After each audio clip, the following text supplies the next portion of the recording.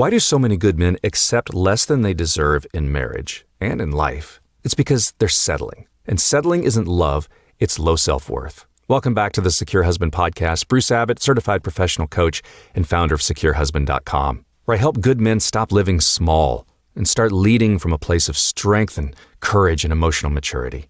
Men in this situation find that they settle. Maybe not just in your marriage, although that might be true, but they settle in their career, they settle in friendships, they settle in their health. They don't dream big, they settle for being small. They settle when it comes to joy and passion and freedom. And no, it's not because you're lazy or you're weak. It's because deep down, subconsciously, you've believed this is all you're worth. And that was an eye-opener. I had no idea I was doing that until I started to stop and look and understand how men with self-worth wounds tend to settle in their life. And when you see how it shows up in your marriage and your career and your life in general, it becomes a giant wake-up call. It's funny because I always thought it was contentment, that I was content. But the funny thing is I was never content. I was always trying to improve, trying to do something better. And I thought that's healthy, that's normal, that's natural. That's me just trying to better myself. But see, settling is not the same thing as contentment because contentment is peace. Contentment is when you're rooted in gratitude and presence. Settling is this silent despair, maybe, dressed up as being realistic. So like when your heart says, I want more, and your brain subconsciously says, who are you to ask for that?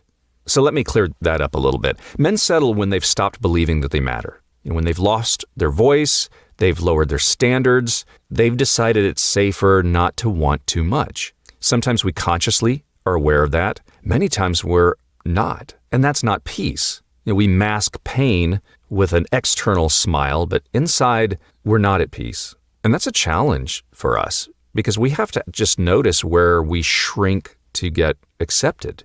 I mean, think about your marriage. Did you marry her because you felt deeply respected and aligned with her, or because she gave you attention when no one else did? Think about your job. Did you choose that job because you believed in it, or because it just felt safe? What about goals and dreams? Did you stop dreaming because you're content or because you're afraid to fail? And I know we can be hard on ourselves. Most men who settle aren't cowards, but we are hurt because somewhere along the way we've been rejected, abandoned, criticized, made to feel like wanting more was selfish or unrealistic or you're too much. So we get small, we shrink, we quiet our voice, we take the table scraps, we just take what we could get. We might even call it love. But deep down, it feels like resentment. And being aware of that and noticing it is tough. But once you do, you can choose to see those lies that you believed. Because self-worth wounds come with all kinds of stories. And most men never challenge those stories. And so without realizing it, we think, hey, this is as good as it gets. I should be grateful that she said yes to me. Oh, don't piss people off. Don't make waves. Real men don't complain. We provide. We survive. Or sometimes, hey, dude, you're lucky just to be here. But here's the truth. A man with self-worth doesn't demand more. He attracts more because he carries the energy of someone who believes he's worth it. And when you don't, you settle. But it's not because you're weak. It's because no one ever taught you how not to. Because somewhere in your past, someone told you you're not enough, you'll never measure up, don't ask for too much, no one wants to hear what you think, be seen, not heard, just keep the peace. Those are things that you learned a long time ago. Somewhere in your life, that little boy stopped dreaming. That little boy inside of you grew up and now stays quiet when you should speak. That little boy is now a man who gives when you need to set a boundary, tolerates when you should be leading. And I always thought, well, I just need to be more disciplined. That was how I approached it. But that boy inside doesn't need more discipline. He needs to feel seen, respected. He needs to feel fought for by you because as an adult, you are abandoning that little boy. So to heal, you start by going inside. Just sit quietly in a room and think of yourself as a little boy and talk to him. Tell him, I love you. You've been through a lot. You felt like you couldn't want more. But guess what? You're allowed to now. I love you and I'm allowing you to want more. And you're not selfish, little guy, for dreaming big. And you're worthy of love, not just acceptance or tolerance. And you connect to a divine sense of unconditional love. God, the universe, higher spirit, whatever that is for you. You connect to something bigger than yourself, bigger than that little boy, bigger than you, inherent worth, unconditional love. You bring all of that in. And so now you're taking care of that little boy that didn't get taken care of before.